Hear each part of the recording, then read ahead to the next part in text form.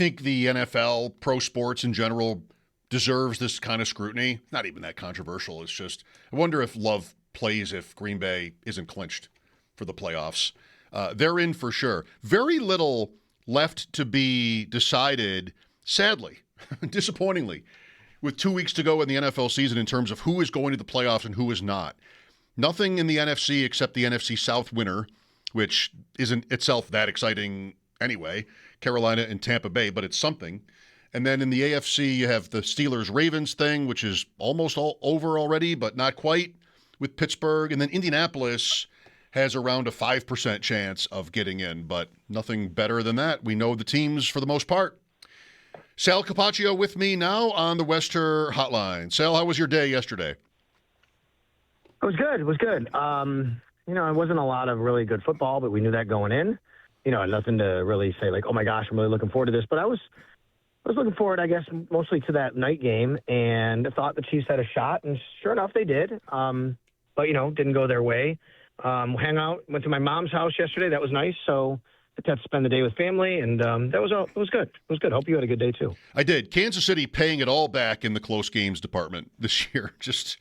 Yes. They have an overtime win over the Colts, but every other one-score game, I think they've lost. Kind of the opposite of last year. I didn't see much of anything yesterday, but I wanted to bring this up about Washington, and maybe you saw this. Do you know Washington's record this year in standalone games? I do. I saw the stat, yes. 0-8. 0-7. 0-8. 0-8. And a negative 77 differential in points. First of all, 8 standalone games. I mean, I don't know if anything was flexed either because they've never been good this year. All 8 have been losses. The most since the 2010 Cowboys. They might have had 6 then. I'm not sure if this is like the all-time record. It might be because there are more of these games than ever. I probably want to guess that it is. 8 losses in, games that are not at 1 or 4:25 on Sundays. That's really all that is. It's amazing. And then next year they won't have that same treatment. I mean, they were put in that spot this year because of the season they had last year because of Jaden Daniels, but that's gone away. So next year you won't see them in that spot. So who knows? Maybe they'll have a resurgence next year and they'll play this game or the following year. But yeah, I think they're going to be much, much less highlighted next year. Yeah. So the Bills and the latest on injury, Sal. Jordan Poyer to miss this game. What will that mean as you see it? Well, I don't know how the Bills will necessarily play it from a down-to-down basis because they could match up, personnel, and there could be different people out there. But I think generally the consensus would be because he went out there and he was the first guy out there, that Cam Lewis would be the natural first backup. He is also the natural backup to Taron Johnson. But they like Cam Lewis a lot, and he knows the system. He knows everything to do. So I think that he would probably be the guy to go there. And if something were to happen to Taron Johnson, then he also then goes in and fills in for him, and then you'd have probably Jordan Hancock go back and play safety. Interestingly, though, I do think Darnell Savage is an interesting guy here because we haven't seen him yet in a Bills uniform, and I wonder what they feel about him, what he could bring to the table. He's been here for a few weeks, but that's personnel-wise. Otherwise, I think, what Jordan has meant to settle down the secondary has been a lot. What he's meant to Cole Bishop has been really great. But Sean McDermott made a good point today. He said, Cole's kind of used to different guys there. He played a lot with DeMar. He played a lot with Jordan Poyer. He played a lot with Taylor Rapp. So they're not concerned about that. And I would understand that as well. But I do like the combination that it's been with Jordan Poyer and Cole Bishop. And Poyer had a really good game last week. So let's hope that it's just not something that's going to keep him out long term. You were just talking about, if the Packers didn't have it clinched, would they go with Jordan Love? I think the Bills have to also start thinking about that, Mike. And I think Sean McDermott answered a question like that today, interestingly enough, to kind of give you an indication that they're starting to think like that a little bit when it comes to management and guys and injuries and where they are right now. Well, that's been something we've talked about for a while here. This season has always been tracking to the point we're at, which is they will still have something to play for. It might even be the division title. They can't lay down with all their good players, but it could end up being a little bit more of an effort than they'd prefer to take or make because they're likely to be a wild card here. So what do you think this is going to look like? Sal, whether it's this game or next week, meaning if they're still a game behind New England, what do you think it'll look like if McDermott indeed wants to play it carefully? I think they still play their regular complement of players. There's only so many you can sit, as you said. It's a 48-man roster. I think you're scoreboard watching if you get to next week, to be honest with you. Now, we don't know what next week's schedule looks like. It could kind of solve itself before they need to, right? I mean, the league could put the Patriots. Let's just say the Bills and Patriots have the same result this week, so they do go one more week. The league could put the Patriots on Saturday, and the Bills would know by Sunday if they should rest guys or not. I want the Bills Sal, on Saturday. If I may, I want to say though they probably wouldn't do that. I mean, maybe there are exceptions to this, but in a situation like that, they want to have the two teams playing simultaneously so that nobody gets an advantage knowing the other's result. I 100% agree. I know how that works. I believe they had this kind of similar situation with the Chiefs a few years ago, and they played them on Saturday. Yeah. Like the Chiefs were going for the 1 seed, and they won, and they got it, so everybody else knew that they couldn't get the 1 seed. I just wonder if that's different than a division race. It could be. Yep, it could be very well. So let's just say, though, you're right. So let's go back to the original part. The way I'm thinking, Mike, is so then you're probably scoreboard watching. You're putting them on the same time, let's say 1 p.m.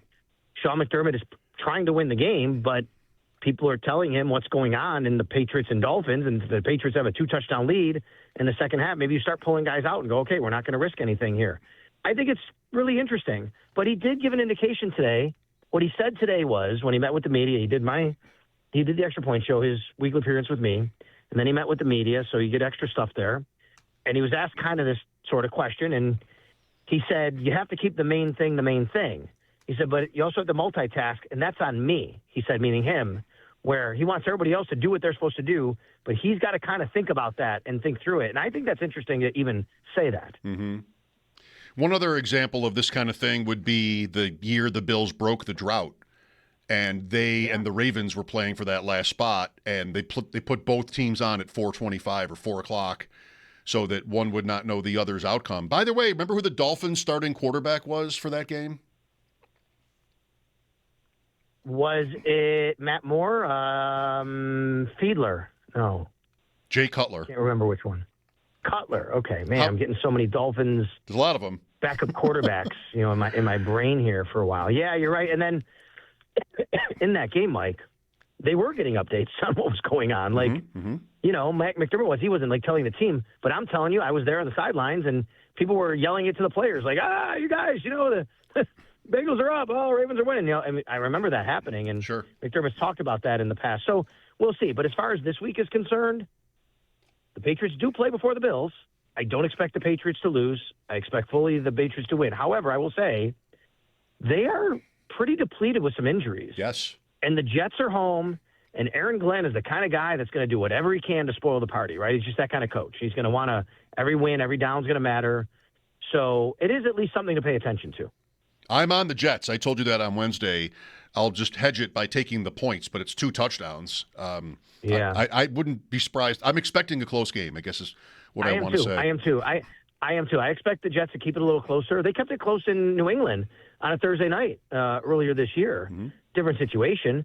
But I do think the same thing. And look at, the Patriots are down. Mac Hollins, Booty, Milton Williams isn't coming back. Right. Harold Landry is out. Spillane is out. They're down, guys. I like the Cutler trivia question for like opposing quarterbacks. That's the last game of his career. And he came right out. He left that game immediately.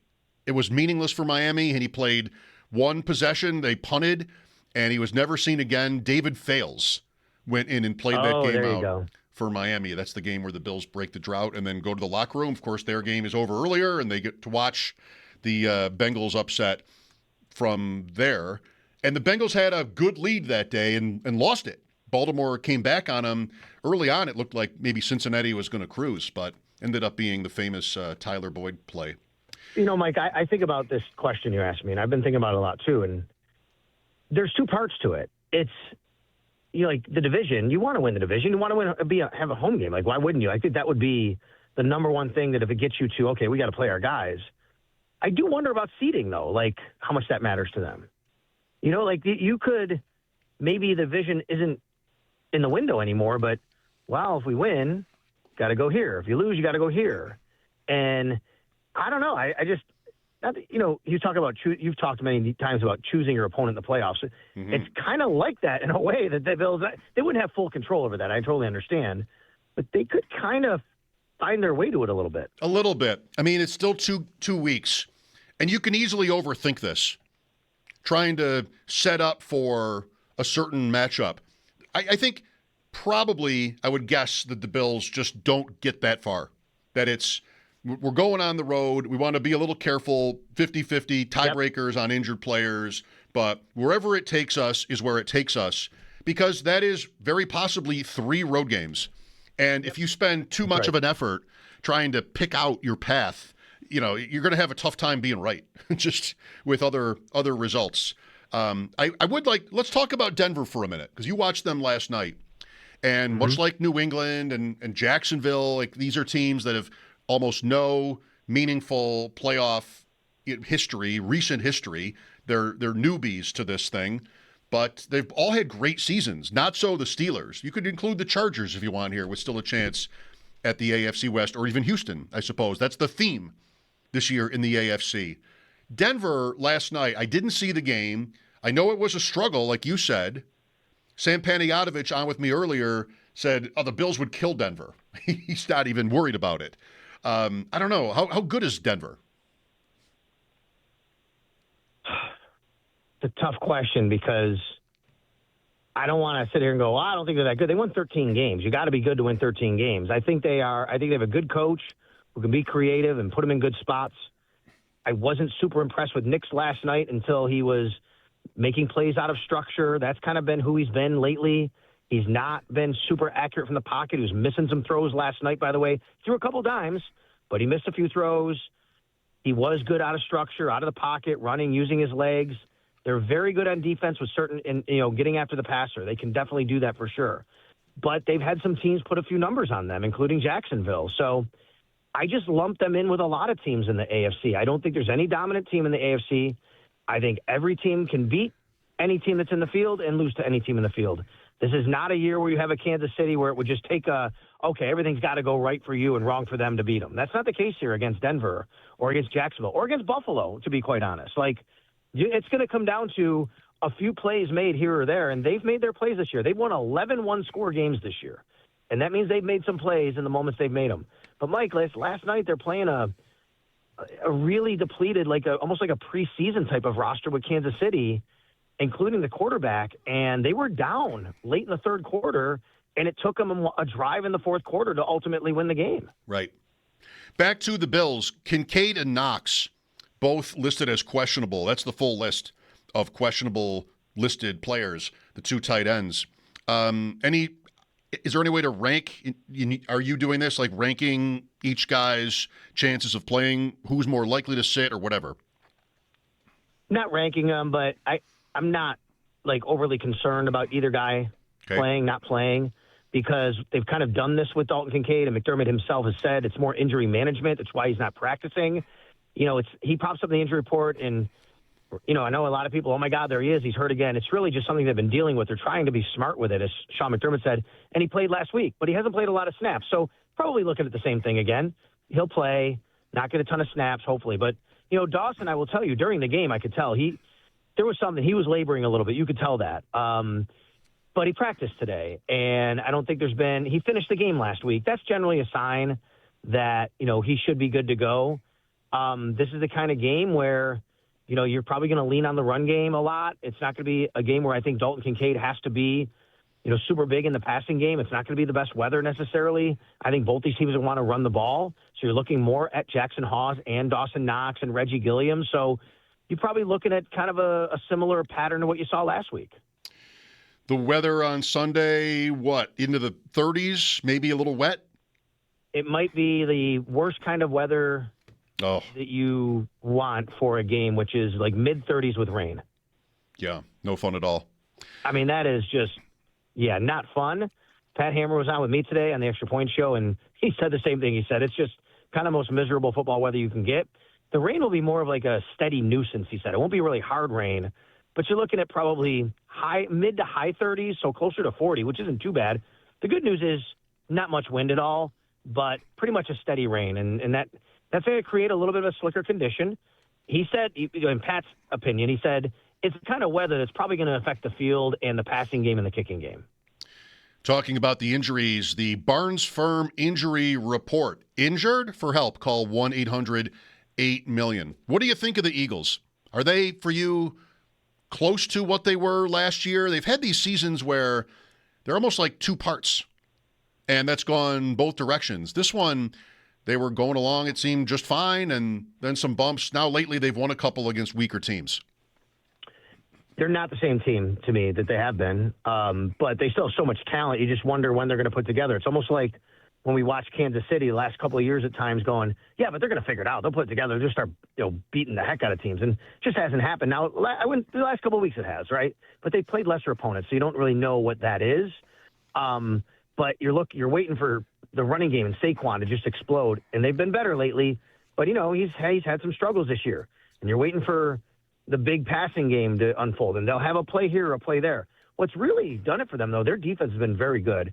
They've been one of the better defenses in the league over the last month and a half, and that's what's kind of helping them win games and giving their offense opportunities to do what they have to do.